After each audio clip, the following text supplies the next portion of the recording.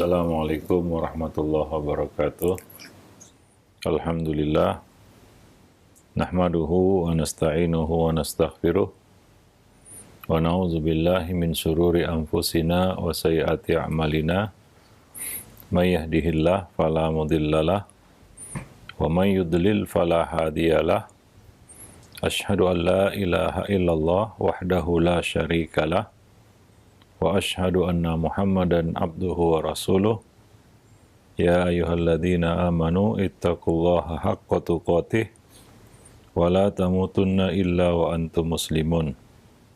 Amma ba'du fa inna ahsanal kalami kalamullah wa khairul huda huda Rasulillah sallallahu alaihi wasallam wa syarrul umur muhdatsatuha wa kulla muhdatsatin bid'ah wa kulla bid'atin dhalalah wa kulla dhalalatin finnar. Para pemerhati roja, kaum muslimin dan muslimat, a'azzani Allah wa iyyakum jami'an. Alhamdulillah, segala puji hanyalah milik Allah Rabb semesta alam. Salawat dan salam atas Nabi kita Muhammad sallallahu alaihi wasallam, keluarga beliau, sahabat beliau, dan umat beliau sampai hari kemudian. Para pemerhati roja, kaum muslimin dan muslimat, a'azzani Allah wa iyyakum jami'an. Pada kesempatan siang yang berbahagia ini, kita kembali melanjutkan pembahasan buku Talbis Iblis, yaitu sampai pada bab Talbis Iblis terhadap orang-orang yang mengaku zuhud, ya, atau zuhud yang salah kaprah. Dan pada kesempatan siang ini kita sampai pada bab, yaitu kritik terhadap sebagian orang yang mengaku zuhud, ya, tapi melakukan sesuatu hal yang ya sebenarnya bertolak belakang dengan pengakuannya. Beliau mengatakan di sini, Ibnu Jauzi berkata, ya, beberapa orang yang mengaku-ngaku zuhud, ya, biasa melakukan sesuatu seperti mendekam di masjid atau mengasingkan diri di pegunungan atau berkumpul bersama komunitasnya ataupun orang-orang yang sepaham dengannya, dan dia merasa dia sampai pada satu level yang berbeda atau lebih tinggi daripada orang-orang lain yang mereka pandang awam, ya. Orang ini pun merasa senang, dia pun merasa senang ketika, ya, orang-orang tahu bahwa dia mengasingkan diri, menjauh dari manusia, dari masyarakat, ya, dan kadang-kadang dia berdalih dan berkata, aku khawatir melihat banyak kemungkaran jika keluar dari tempat ini, ya, untuk menunjukkan bahwa dia adalah orang yang waro, orang yang bertakwa, dan orang yang zuhud, dengan mengurung diri di suatu tempat ataupun mengasingkan diri di sebuah tempat, ya. Nah, padahal sebenarnya dia melakukan tindakan menyendiri itu, atau yang mereka sebut uzlah, ya, tapi sebenarnya bukanlah uzlah yang syar'i, dilakukan dengan berbagai motif. Yang mana di antara motif itu, ya, beliau mengatakan di sini, beliau menyimpulkan ada 3. Pertama adalah karena untuk menunjukkan kesombongan diri, sebenarnya kesombongan diri sendiri dan sikap merendahkan orang lain bahwa mereka ataupun dia telah melakukan hal yang tidak bisa atau tidak biasa dilakukan oleh orang lain, ya. Nah, kemudian yang kedua, karena khawatir jika orang-orang tidak memberikan khidmat ataupun penghormatan kepadanya, yaitu mencari penghormatan, ya, pandangan manusia kepada dirinya. Yang ketiga adalah untuk menjaga kekuasaan ataupun kepemimpinannya atas beberapa orang, ya, yaitu untuk menunjukkan bahwa dia punya kuasa ataupun kekuasaan atau kepemimpinan atas komunitasnya, ya. Nah, demikian. Dan juga mungkin juga dia bermaksud, beliau mengatakan di sini, untuk menutupi aib dan kejahilan dirinya agar tidak diketahui oleh orang lain. ya, atau karena dia suka atau senang dikunjungi, namun tidak mau berkunjung. Ya, bisa jadi juga ya dia senang jika orang-orang berkumpul di depan rumahnya ataupun berkumpul untuk menanti dan menunggunya, mencium tangannya, menyambutnya, ya, mengeluk-elukannya, ya. Nah, mengasingkan diri seperti ini ya tentunya tidak dibenarkan secara syar'i, ya. Karena tujuannya bukan untuk itu, bukan untuk meraih suatu status ya di tengah-tengah manusia. Ya, mengasingkan diri dalam Islam adalah untuk menyelamatkan agama. Ya, jika kondisi memerlukan ataupun menuntut untuk itu. Kalau tidak, maka kita tidak perlu mengasingkan diri ataupun menyendiri ya tanpa ada tujuan. Ya, nah. Jadi dia dengan mengasingkan diri seperti ini, ya, dia ingin bisa dimaklumi keadaannya. Misalnya tidak menjenguk orang sakit, tidak sholat berjamaah di masjid, tidak mengurus jenazah, ya, dan lain-lainnya yang merupakan amal-amal jama'i, amal yang dikerjakan secara berjamaah. Dengan alasan dia sedang mengasingkan diri, ya. Hingga orang-orang ataupun murid-muridnya mengatakan, maafkanlah guru kami karena seperti itulah kebiasaannya, yaitu mengasingkan diri. Jadi mengasingkan diri seperti ini sebenarnya bukan untuk menyelamatkan agama, tapi untuk mengejar status tertentu di tengah-tengah manusia. Ya, nah, sebagian orang yang mengaku-ngaku zuhud melakukan hal seperti ini. Ya, sebenarnya tidak bisa dibenarkan ya. Ya, karena kebiasaan tersebut bertentangan dengan syariat, ya. Nah, orang-orang seperti ini biasanya ketika dia merasa lapar dan tidak ada seseorang yang dapat membelikan makanan, maka justru dia lebih memilih tetap kelaparan agar tidak keluar rumah, ya, untuk membeli sesuatu. Ya, karena menurutnya itu akan menurunkan wibawanya karena berjalan pergi ke pasar, ya, kumpul bersama orang-orang awam, ya, dianggap itu menurunkan martabatnya, ya. Pergi ke pasar, pergi ke membeli sesuatu di pasar untuk kebutuhan dirinya, dia anggap itu dapat menjatuhkan marwahnya, sehingga dia lebih memilih lapar ya daripada pergi keluar mencari makanan untuk mengganjal perutnya. Nah, demikian. Dan tentunya ya ini bertentangan dengan apa yang dilakukan oleh Nabi. Seperti yang kita ketahui bahwa Rasulullah Sallallahu Alaihi Wasallam juga biasa berjalan di pasar, membeli barang yang beliau perlukan, membawa sendiri barang yang beliau beli, ya. Ya, Abu Bakar juga biasa memanggul pakaian di atas bahunya, melakukan transaksi jual beli dengan manusia. Itu biasa dilakukan oleh Nabi dan para sahabat, dan itu tidak menjatuhkan marwah mereka. Dan itu yang dikatakan oleh orang-orang musyrik ketika melihat Nabi yang diutus Allah itu berjalan-jalan di pasar, ya, yamshuna fil aswaq. Ya, kenapa tidak diturunkan malaikat yang tidak ke pasar, tidak ini, tidak itu? Ya, Nabi adalah manusia biasa. Kul innama ana basyarun mislukum. Katakanlah bahwasanya aku adalah manusia seperti kamu, biasa.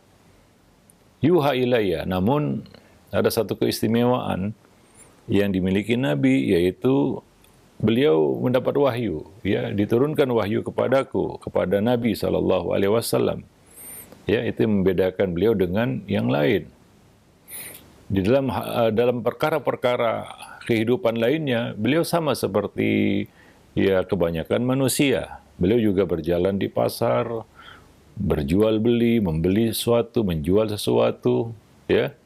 Ya, kadang-kadang beliau juga bertransaksi, misalnya kadang-kadang juga berhutang, meminjam, ya, dan lain-lain sebagainya. Seperti yang kita dapati di dalam sirah Nabi Sallallahu Alaihi Wasallam. Jadi beliau biasa melakukan hal-hal yang biasa dilakukan oleh manusia. Demikian juga para sahabat. Ya, nah orang-orang seperti ini dia merasa dia lebih dari yang lainnya karena dia tidak pergi ke pasar. Karena kalau pergi ke pasar nanti saya lihat maksiat katanya. maka dia lihat kemungkaran. Ya, maka dia pun memilih mengurung diri ya di tempat tertentu. Ya, melakukan meditasi ya, mendekam di masjid ya, ataupun mengasingkan diri di hutan dan sejenisnya ya. Nah, demikian, wallahu alam bisawab ya. Nah, apakah ia lebih mulia dari nabi, lebih takwa dari nabi ya, lebih tahu tentang Allah ya daripada nabi sallallahu alaihi wasallam? Tentunya tidak ya. Nah, jadi Abdullah bin Hanzalah menceritakan, suatu hari Abdullah bin Salam lewat ya dengan membawa seikat kayu bakar di atas kepalanya. Ya. Dia membawa seikat kayu bakar di atas kepalanya. Melihat pemandangan seperti itu, orang-orang pun bertanya kepadanya, "Untuk apa engkau berbuat seperti itu? Sementara Allah sudah memberi engkau kecukupan rezeki." Ya. Maka Abdullah bin Salam pun menjawab, "Dengan berbuat seperti ini, aku berharap bisa mengusir, menepis sifat sombong dari dalam hati. Aku bisa menghilangkan sifat sombong dari dalam hati. Karena aku pernah mendengar Rasulullah sallallahu alaihi wasallam bersabda, la yadkhulul jannah man kana fi qalbihi mithqala dzarratin min kibr." Tidak akan masuk surga seorang hamba yang di dalam hatinya ada seberat biji sawi kesombongan. Jadi Abdullah bin Salam yang melakukan aktivitas seperti aktivitas yang dilakukan oleh kebanyakan manusia. Beliau juga mencari nafkah, menjual kayu bakar, seperti biasa, dan itu tidak menjatuhkan marwah. Ya, nah sebagian orang menghindari semua itu karena dengan alasan atau dengan pandangan kalau dia lakukan itu akan menjatuhkan marwahnya. Dia akan menurunkan derajatnya. Atau bertentangan dengan, dia merasa itu bertentangan dengan kezuhudan yang sedang dijalaninya. Ya. Nah, seolah-olah zuhud itu ya mengurung diri di masjid, tidak melakukan aktivitas seperti orang-orang kebanyakan, berbeda, kerjanya ibadah saja, tidak melakukan ikhtiar ataupun usaha-usaha untuk mendapatkan rezeki. Nah, ini tentunya keliru. Ya, bertentangan dengan kondisi yang kita lihat dari Nabi dan para sahabat. Ya, radhiyallahu anhum jami'an. Nah, seperti yang kita jelaskan tadi, ya, bahwa para salaf juga atau para sahabat juga berjual beli, ya, mereka juga pergi ke pasar, beraktivitas seperti biasa. Nah, seperti itu, ya. Nah, itu adalah kezuhudan. Ya, kezuhudan itu bukanlah ya dengan meninggalkan manusia lalu mengasingkan diri dan merasa berbeda dengan yang lain. Ya. Nah, tadi diungkapkan oleh Ibnul Jauzi bahwa kebanyakan dari orang-orang seperti ini tujuannya itu yang lain sebenarnya. Ada tujuan-tujuan lain dari apa yang mereka lakukan itu, ya.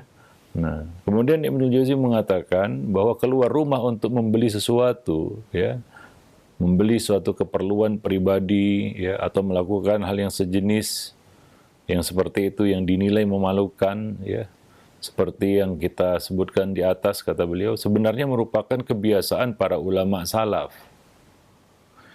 Namun kebiasaan tersebut kini berubah, sebagaimana halnya kondisi serta cara berpakaian yang mulai mengalami perubahan. Ya, maka dari itu, aku rasa, kata beliau, seorang alim tidak perlu keluar rumah untuk membeli barang yang diperlukannya. Ya, nah seperti itu. Sebagian orang ya ingin membedakan dirinya dengan yang lain dengan melakukan hal-hal yang berbeda dengan seolah ada ini untuk kalangan awam, ini untuk kalangan alim, begitu ya. Nah, seolah-olah itu menjatuhkan marwah seorang yang zuhud dan bertakwa, ya. Nah, maka kita lihat ya para salaf dulu ya mereka melakukan aktivitas-aktivitas seperti halnya manusia.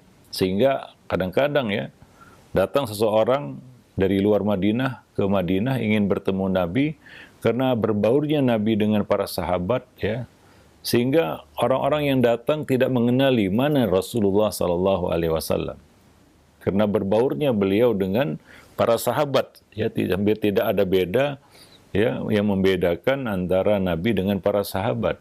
Beda dengan orang-orang ini yang kita kata melakukan ritual-ritual tertentu untuk menasbihkan dirinya bahwa dia adalah orang zuhud, alim, ya, soleh, ya, wali, berbeda dengan yang lain. Wallahu a'lam bishawab. Baik. Nah, karena ya apa namanya ya, kezuhudan bukanlah dicapai dengan melakukan yang tidak biasa dilakukan oleh manusia. Sebagaimana kita ketahui bahwa Nabi, ya, diutus sebagai teladan, sebagai contoh. Ya, beliau contoh di pasar karena beliau juga pergi ke pasar. Beliau contoh di masjid karena beliau ada di masjid. Ya, beliau contoh di medan perang karena beliau ikut berperang, ya. Nah, beliau adalah manusia seperti halnya yang lain. Qul innama ana basyarun mislukum yuha ilayya. Wallahu alam bissawab. Nah, dan Nabi, ya, misalnya, ya, Nabi bercanda, ya, inilah amzah.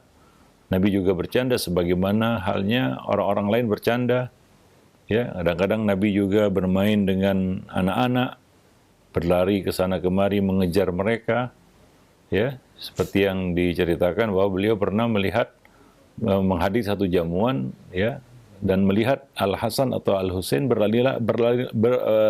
berada di tengah-tengah kerumunan, maka beliau pun mengejarnya dengan berlari, ya, lalu beliau ikut bermain bersama anak-anak, berlari ke sana kemari, dan mereka tertawa dan gembira melihat Nabi ikut berbaur bersama mereka, itu bersama anak-anak. Dan itu tidak menafikan dan menjatuhkan marwah ataupun mengeluarkannya dari kezuhudan, tidak. Ya, wallahu alam bissawab. Ya, jadi demikian, ya, contoh-contoh dari Nabi SAW bagaimana beliau menjalani kehidupan seperti normalnya orang-orang kebanyakan. Tapi beliau dijaga dengan wahyu dari Allah Subhanahu wa taala. Beliau tidak keluar dari syariat yang Allah tetapkan. Misalnya bercanda, beliau bercanda tapi tidak berdusta. Beliau ke pasar tapi memperhatikan halal dan haram. Ya, beliau, ya, berkeluarga tapi beliau menjadi contoh yang terbaik, ya, sebagai seorang suami kepada anak istrinya. Nah, demikian, ya. Jadi bagaimana kita bisa, ya, mengaplikasikan ajaran syariat jika kita menyendiri? Bagaimana kita salat berjamaah? Bagaimana kita menunjukkan Islam di dalam bab jual beli kalau kita tidak berjual beli dengan alasan itu dapat menjatuhkan marwah saya, itu bisa mengeluarkan saya dari kezuhudan, ya. Sementara Islam diturunkan untuk mengatur semua sendi-sendi kehidupan manusia. Ya, semua sendi-sendi kehidupan manusia.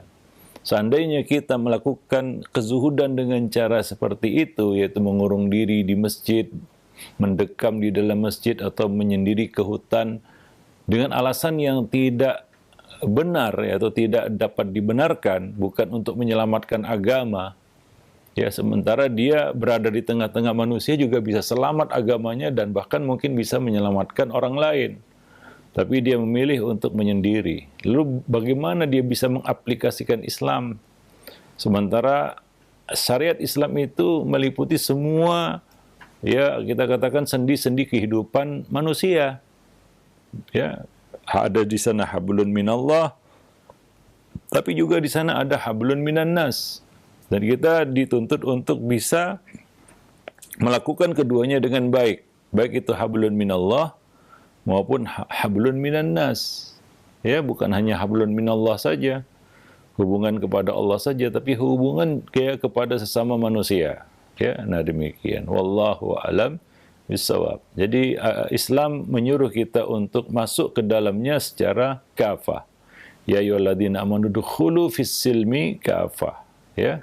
Nah, semua sendi kehidupan, ya, dalam bermasyarakat, dalam bersosial, ya kepada manusia, ya, dan bahkan Nabi juga bermuamalah dengan orang-orang di luar Islam, misalnya dengan orang Yahudi, dengan orang Nasrani, bahkan dengan orang-orang musyrik, ya, di dalam kehidupan beliau.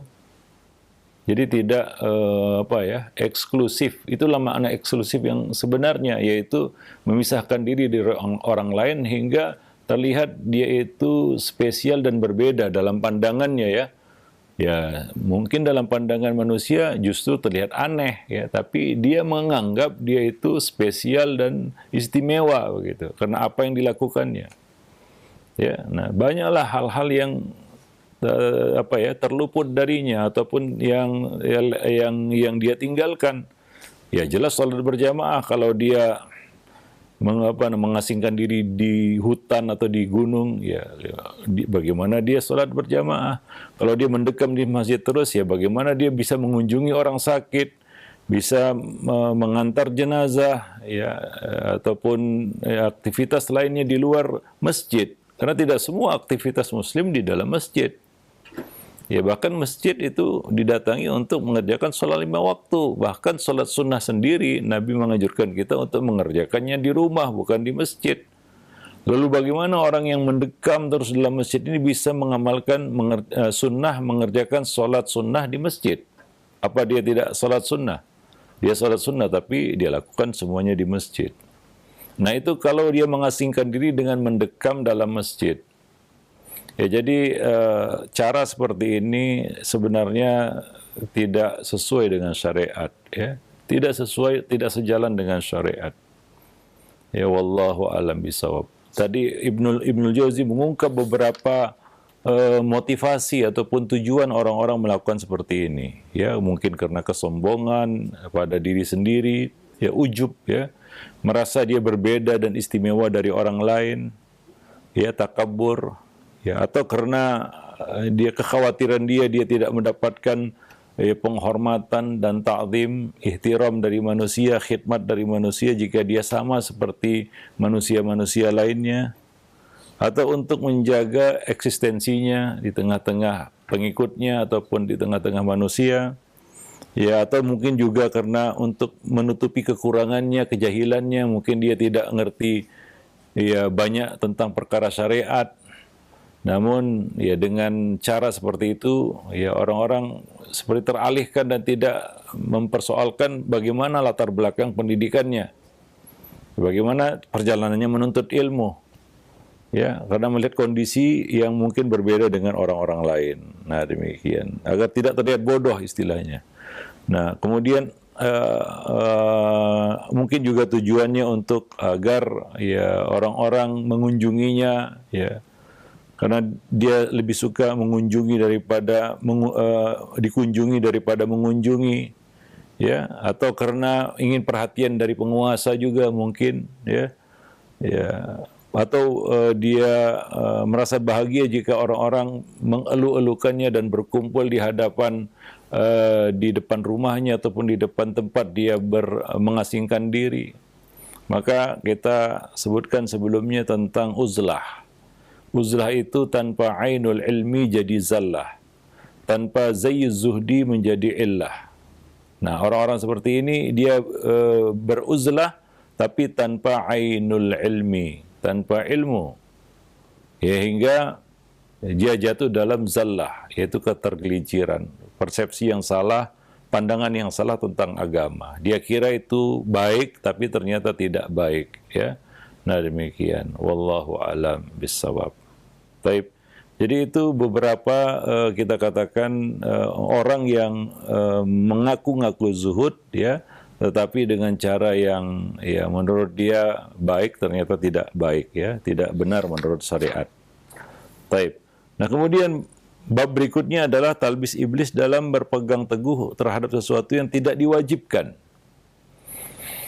Ya, sebagian orang begitu ketat di dalam melakukan sesuatu yang sebenarnya tidak diwajibkan. Tapi sebaliknya perkara yang diwajibkan dia justru menjadi orang yang paling lalai terhadapnya. Ya. Ini termasuk talbis iblis. Di antara para ahli ibadah yang mengaku zuhud, Ada yang jika diminta mengenakan pakaian lembut, maka dia tidak mau melakukannya, supaya wibawa zuhudnya tidak berkurang. Bahkan dia rela mati lantaran tidak makan dan kelaparan, asalkan hal itu terlihat seperti yang disaksikan orang, dan disaksikan oleh orang. Artinya orang-orang mengakui kezuhudannya, ya, sampai lapar, kurus kering dan lain sebagainya, ya. Nah, dia juga tidak mau tersenyum, apalagi tertawa, untuk menjaga wibawanya, image-nya, ya, sebagai orang zuhud. Nah, seperti itu. Nah, talbis iblis di sini mengena sehingga bisa mengelabui orang-orang seperti ini dengan membuat atau melakukan sesuatu yang dia kira tindakan itu benar, tapi ternyata tidak benar. Ya, wallahu alam bisawab.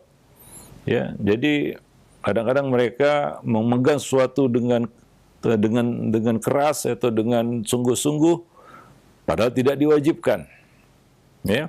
Tapi perkara yang wajib justru mereka lalaikan. Ya, mereka mengasingkan diri di hutan ataupun di gua atau di mana, ya, dan mereka mengira itu adalah suatu yang baik, ya, yang harus dilakukan untuk menunjukkan kezuhudan. Ya, sementara ya mereka lalai terhadap hal yang diwajibkan. Ya, hal yang diwajibkan mereka abaikan, yaitu sholat berjamaah, menyambut seruan adzan. Sementara perkara yang tidak wajib mereka pegang teguh itu. Ya, mereka pegang teguh. Wallahu a'lam bishawab. Ya, padahal ya sebenarnya semua itu ditunjukkan ya karena riya semata, atau dia lakukan itu boleh jadi karena riya. Ya, nah demikian. Ya, untuk menjadi sebutan di tengah-tengah orang. Ya, sebutan di tengah-tengah manusia. Nah, itu adalah riya. Ya, nah maka perlu ya kita menjalani ya syariat ini dengan ilmu.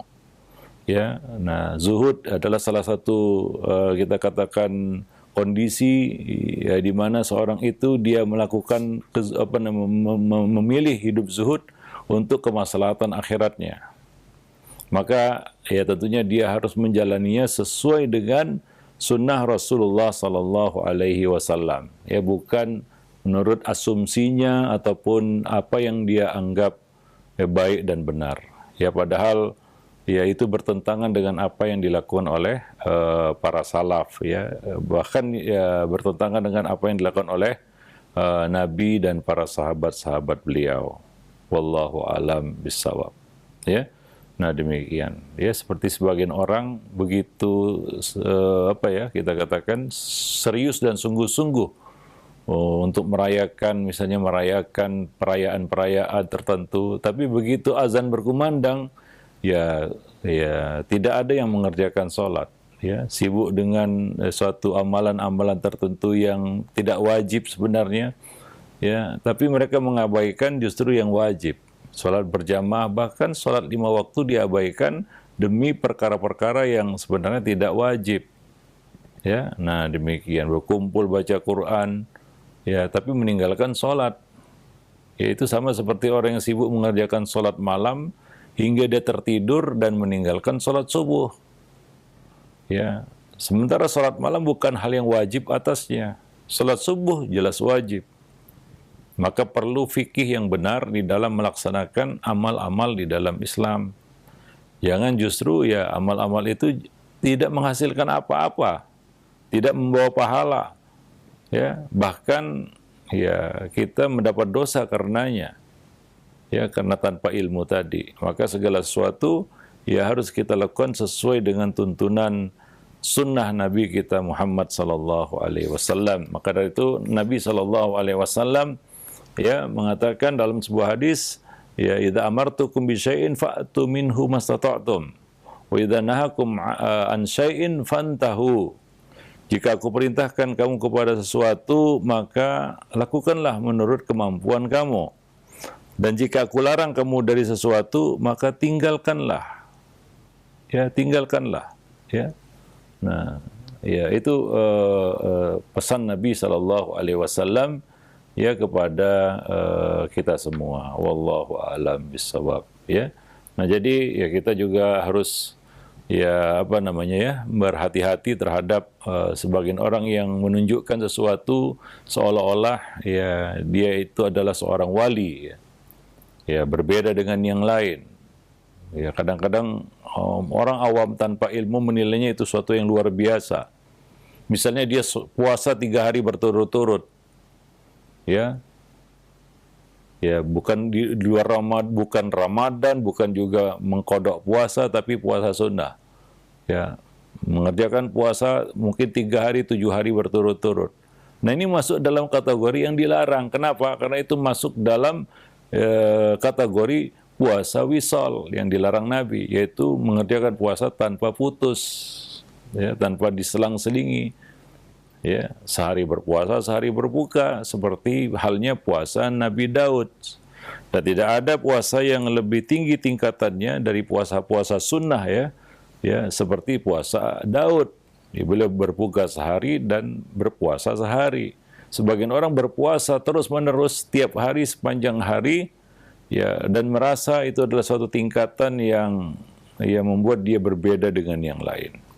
Nah ini kadang-kadang bercampur juga dengan hawa nafsu. Ya dia ingin mendapatkan suatu tempat ya, satu kedudukan, ya apresiasi dari manusia. Ya dengan melakukan suatu yang berbeda. Ya sementara itu bukanlah tuntutan di dalam syariat. Syariat tidak menuntut seperti itu. Maka Nabi marah ketika ada orang yang datang kepada Nabi ya, dan bertanya tentang amal Nabi. Ya, mereka tidak bertemu dengan Nabi. Lalu ada yang mengatakan di antara mereka, aku akan puasa terus, gak berbuka. Aku akan sholat terus, tidak akan tidur. Aku akan membujang terus, tidak akan menikah. Maka Nabi marah dan menganggap perbuatan seperti itu justru ya keluar dari sunnah beliau. Faman raghiba an sunnati, barang siapa benci sunnahku, ya tidak mau mengikuti sunnahku. Ya, walaupun dia melakukan sesuatu yang lebih daripada yang mereka pandang sebagai sunnah. Ya. Misalnya sholat malam, mereka melakukan lebih ya dari sekedar yang dilakukan oleh Nabi. Ya. Puasa, mereka lakukan lebih. Tapi itu termasuk raghiba an sunnati, membenci sunnah Nabi SAW. Ya, ya bertentangan dengan sunnah Nabi, ya, yang tidak boleh dilakukan. Ya, apalagi mengatasnamakan sunnah. Sementara itu tidak sunnah. Ya, nah sunnah tidak seperti itu. Maka falaisa minni kata Nabi, dia bukan dari golonganku. Ya, dia bukan dari golonganku. Wallahu a'lam bisawab, ya. Nah, jadi intinya kalau kita ingin zuhud juga harus tetap berilmu. Nggak mungkin kita sampai kepada tingkatan zuhud tanpa ilmu, tanpa belajar, ya, tanpa menuntut ilmu, menimba ilmu. Maka salah besar sebagian orang yang ingin zuhud tanpa ilmu, lalu beranggapan ilmu akan menghambat saya dari kezuhudan. Nggak usah pakai ilmu-ilmuan, nggak usah pakai qala Allah dan qala Rasul. Ya, dan menganggap itu justru menghambat dia dari kezuhudan, maka dia pun berbuat semau dia terhadap syariat, dan itu kezaliman. Ya, dan itu satu kezaliman terhadap syariat. Ya, wallahu a'lam bishawab. Nah, demikian mudah-mudahan ya ini bisa menjadi perhatian bagi kita semua ya, bahwa segala sesuatunya ya tentunya harus dengan ilmu. Seperti kata Imam Syafi'i, man arada dunya fa alaihi bil ilm. Wa man aradal akhirah fa alaihi bil ilm wa man aradahuma fa alaihi bil ilm. Barang siapa yang ingin dunia, sukses dunianya, maka dia harus berilmu. Barang siapa yang ingin sukses akhiratnya, lebih-lebih lagi itu ya, maka dia harus berilmu. Dan barang siapa yang ingin mendapatkan keduanya, ya, dunia dan akhirat sekaligus, maka jelas fa alaihi bil ilm. Ya, dia harus berilmu. Tidak akan bisa dipisahkan antara kezuhudan dan ilmu. Ya, wallahu a'lam bishawab. Salah satu tanda kita ingin jadi orang zuhud adalah kita rajin menuntut ilmu. Ya, rajin dan semangat di dalam menuntut ilmu. Itu bukti bahwa kita benar-benar ingin menjadi orang yang zuhud. Ya. Nah, bukan klaim, bukan pengakuan yang ya hakikatnya jauh berbeda dari kezuhudan atau bahkan bertentangan dengan kezuhudan itu sendiri, ya. Nah, demikian saja. Mudah-mudahan bermanfaat bagi kita semua. Lebih dan kurang saya mohon maaf. Aqulu qauli hadza astaghfirullah li wa lakum lisairil muslimin innahu huwal ghafurur rahim.